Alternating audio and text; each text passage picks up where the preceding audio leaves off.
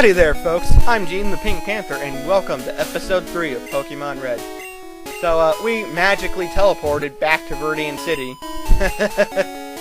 And, the reason I came back is because there's a battle that you have to engage in before you finish going through Pewter City. Otherwise, it disappears, and I really want to show it off because it's one of the funner battles at the beginning. Before we actually get to that, though, I'm going to go and catch my first Pokemon. Yes, the first Pokemon in this game that I'm going to catch. And as you can tell, I'm cutting out random battles. And so we finally run into the one I want to catch. And it's a Pidgey. Pidgey is probably one of the most common, or most popular first Pokemon caught in Pokemon Red and Blue. And probably even Yellow. The reason why is because it's a bit more appealing than Rattata, I think. I think that there's just something more appealing about catching a bird than there is about catching a rat. That could just be me, though. Anyway, we successfully catch it fairly easily. I thought it was going to be a little harder. As you can see, when you catch a Pokemon, your Pokédex tells you information on it, which I won't be reading. Sorry. And you get the option to give your Pokemon a nickname. Like I said in part 1, I believe, I'm not going to be nicknaming or giving names to any of my Pokemon in this game. In this playthrough, rather, because it keeps things more easy to understand, you know.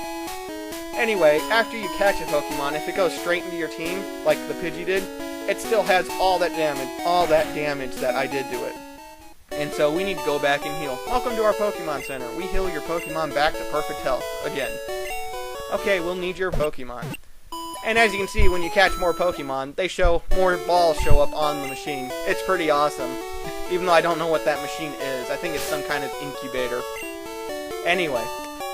So, I'm going to show off our Pokemon stats. Yep, this is my Squirtle's stats. Pretty awesome. You can see its attacks, how long it takes to level up. And this is Pidgey's stats. Not nearly as awesome as Squirtle's, but Squirtle's a lot higher level, so we're going to cut Pidgey a little bit of slack. Or at least I am. I don't know if you people watching will or not. If you don't like Pidgey, by all means, let me know. Anyway, we're going to come up here and find a hidden item. There are items, like the one that I'm going to show here in just a little bit, right there.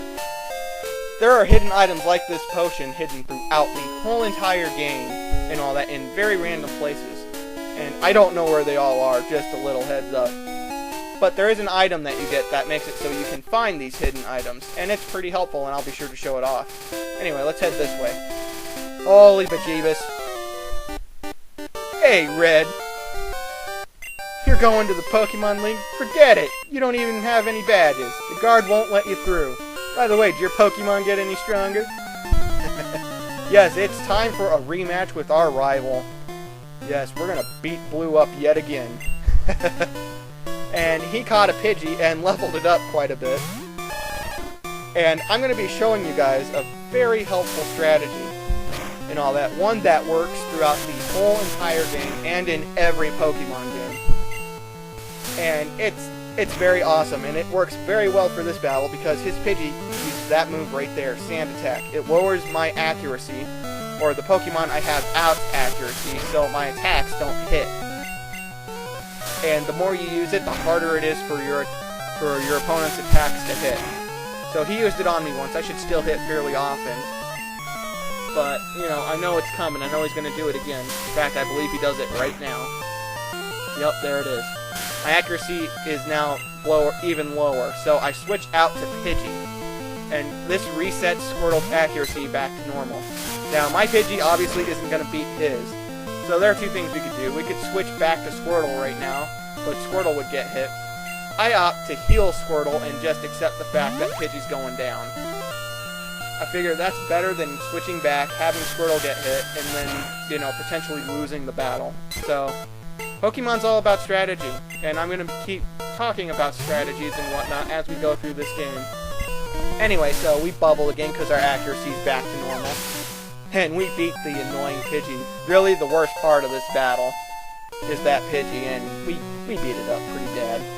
And now we go back to its good old Bulbasaur. Now, Bulbasaur's a grass-type Pokemon, and Squirtle's a water Pokemon. And so Bulbasaur has a type advantage against Squirtle. And really there are two ways to look at type advantages. There's defensive and offensive.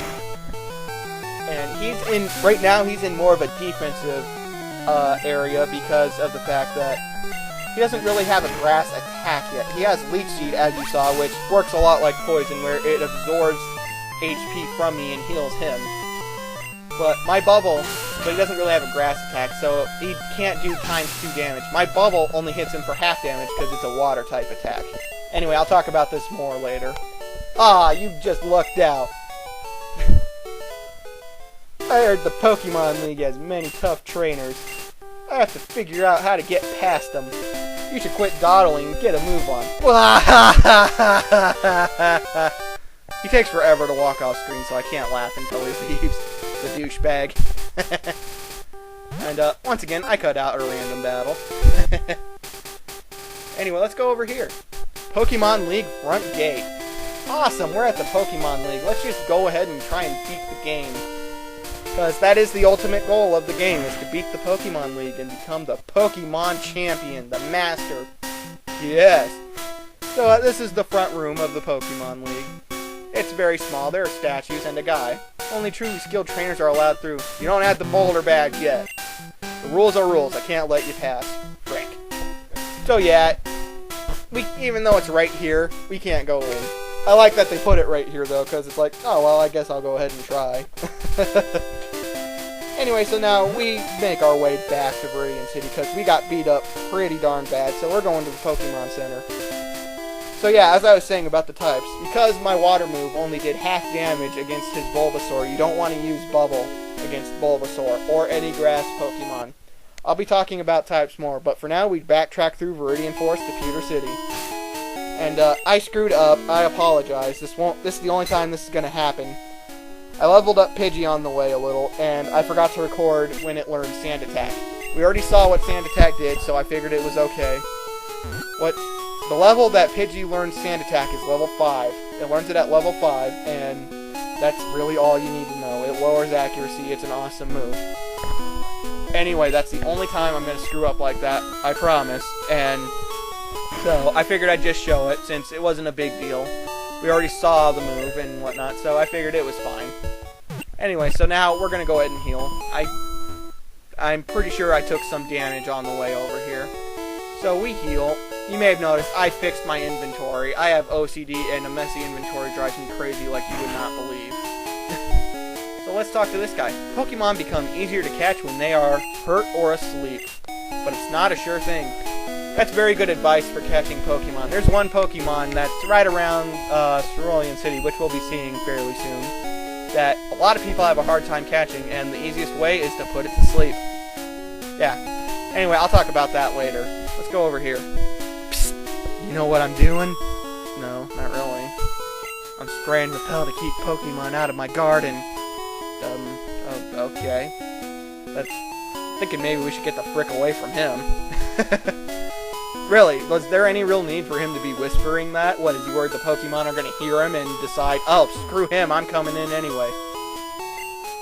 No, I didn't check out the museum. Really? You absolutely have to go! And so he drags us to the Pokemon Museum. It's right here. You have to pay to get in, but it's worth it. No, it's not. See you around. Yeah, it's not worth it to pay the money to get in. You have to manage your money really well in this game. And really, it's not worth it. Plus, you'll get to see whatever's in here right now. It's $50 for a child's ticket. Would you like to come in? Sure. Alright, thank you.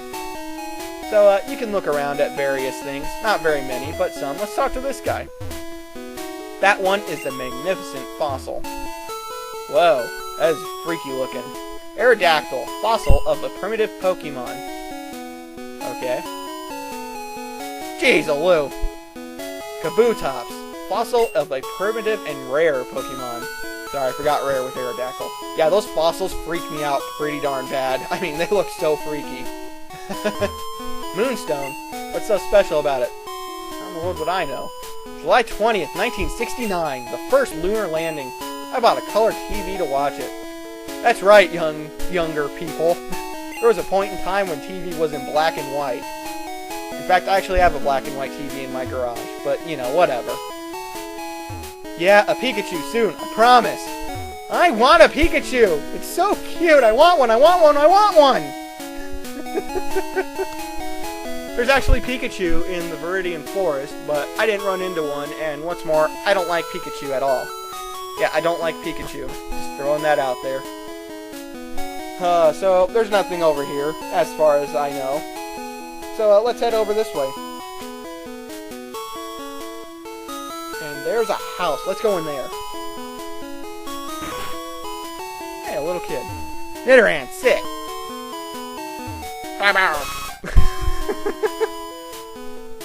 Our Pokemon's an outsider, so it's hard to handle.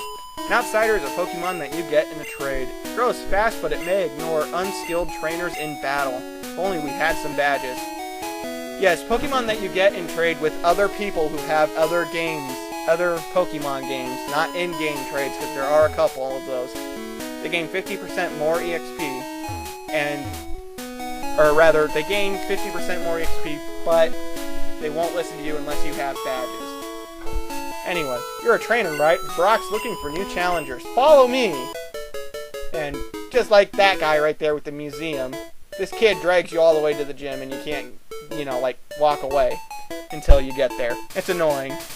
But if you can't find the gym, it's a good way to get there. If you have the right stuff, go take on Brock. And, I love this. He walks to the right, but there's a fence there. Pewter City Pokemon Gym. Leader Brock, the rock-solid Pokemon trainer. Awesome. It's rumored that Clefairies came from the moon. They appeared after Moonstone fell on Mount Moon. That doesn't necessarily mean they came from the moon. That's probably just the first reported sighting. I'm sorry, that seems like a pretty big stretch. Hiya, I can tell you have what it takes to become the Pokemon champ. I'm no trainer, but I can tell you how to win. Let me take you to the top. Sure! Alright, let's get happening. The first Pokemon out in the match is at the top of the Pokemon list. By changing the order of Pokemon, matches could be made easier. So let's take this nice guy's advice. And we'll put Squirtle out at the top of the list. Let's read this. Pewter City, Pokemon Gym, Leader Brock. Winning trainers blue. Ah, frick, the douchebag beat us here. Dang. And as you can see, you can get past the trainer, but because I'm going to show as many off as I can, stop right there, kid. You're still light years from facing Brock. So yeah, this kid, he uses ground-type Pokemon, which are weak against water, so we're in a type advantage here with our Squirtle and its Bubble Attack. Our Bubble Attack will do twice as much damage against these guys, or against this Diglett here, rather, as it would a Pokemon that it's only normal against. And as you can see, 2 shots and this Diglett goes down. That's pretty darn fast. Yeah. Squirtle really rips this gym apart. So, like I said, there's a defensive way to look at it and an offensive way. We're taking advantage of the offensive way now. Well, not for long, though, because I want to show off Pidgey. I figure I may as well show off how you use Sand Attack quite effectively. So, I send out Pidgey, which gets scratched pretty bad at the beginning, but I start using Sand Attack to drop the Sandshrews accuracy. And as you can see, it's now missing more often. Yeah. Except for right there where it hits me again. But yeah, Sand Attack is an excellent move. It's one of the... It's easily my favorite of the stat reduction moves. If I haven't already mentioned that. I may have already. I've forgotten already. Anyway, you can use it up to 5 times before their accuracy won't go down anymore. And then you can just start wailing on them. And yeah. Ow, he hit me. It's not a sure thing. You can never get to where they have absolutely no chance of hitting you. But you can get it down low enough to where they almost will never hit you.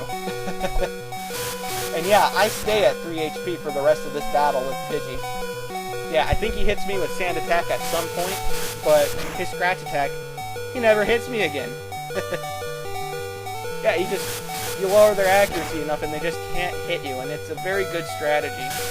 It works very well with the switch out. Since our Pidgey's not very strong, what I could have done is lowered this guy's accuracy and then switched over to Squirtle. His accuracy would stay lowered, so he wouldn't be able to hit Squirtle, and Squirtle could just rip him apart. Of course, Squirtle could kill this thing in 2 shots, so, I wouldn't have to do that, but there are a ton of strategies that you can use for Pokemon, and I recommend you think about it and, play around a little. Try and come up with your own. Darn, light years isn't time, it measures distance. You're pretty hot, but not as hot as Brock. So I go and heal at a Pokemon Center. It's a good idea to go and heal before you face the gym leader of each gym. So I show off that I did indeed heal. Yep, I'm all healed up, so let's take out Brock. I'm Brock, Peter City's gym leader. I believe in rock-hard defense and determination. That's why my Pokemon are all the rock type. You still wanted to challenge me? Fine then, show me your best. And I love the gym leader music in this game. And Brock's not wearing a shirt. Anyway, Brock sends out a Geodude, which is a rock/ground type. It's a dual type Pokemon, and rock type and ground type are both weak against Bubble, so watch this. Yeah, we almost one-shot the Geodude. Because both types are weak against water moves. Bubble does 4 times its normal damage, which is insane. The type system is like the very basic thing that you need to consider when you're battling enemies. And watch, Onix here is ground and rock type too. And I'm almost gonna one-shot it with Bubble too. As awesome as Onix and Geodude both are, Bubble just rips them to shreds. Yeah. It's a very good... So, yeah, it's very good to plan out what type of Pokemon you want to use against gym leaders and other trainers and things like that. I took you for granted. As proof of your victory, here's the Boulder Badge. We received the Boulder Badge. That's an official Pokemon League badge. It bears Pokemon become more powerful. The technique Flash can be used anytime. And we got a crap load of money. Wait, take this with you. We received TM34. And what the TMs do is that you can teach them, you can use it to teach an attack or a move to a Pokemon. And you can only use a TM once on one Pokemon. You only get one shot with it. And a lot of people, back when this first came out, a lot of the younger people that I played with and whatnot, because I was just a kid, we all would just, use most of our TMs on our favorite Pokemon and really only use one Pokemon, which is, you can play the game any way you want, but that's really not a good strategy if you're looking to make the most powerful team you can. Although I recommend using Pokemon you like over the strong ones. Anyway, the TM that we got contained the move Bide, and Bide is freaking worthless.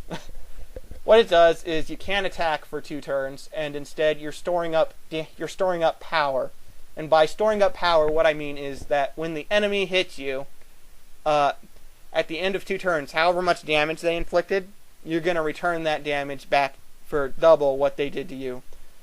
Which would seem awesome, except for the fact that you can beat most Pokemon in 2 turns. Or if you really start thinking about it, you just don't actually use any damage moves. You can just use stat reduction or something, It's just...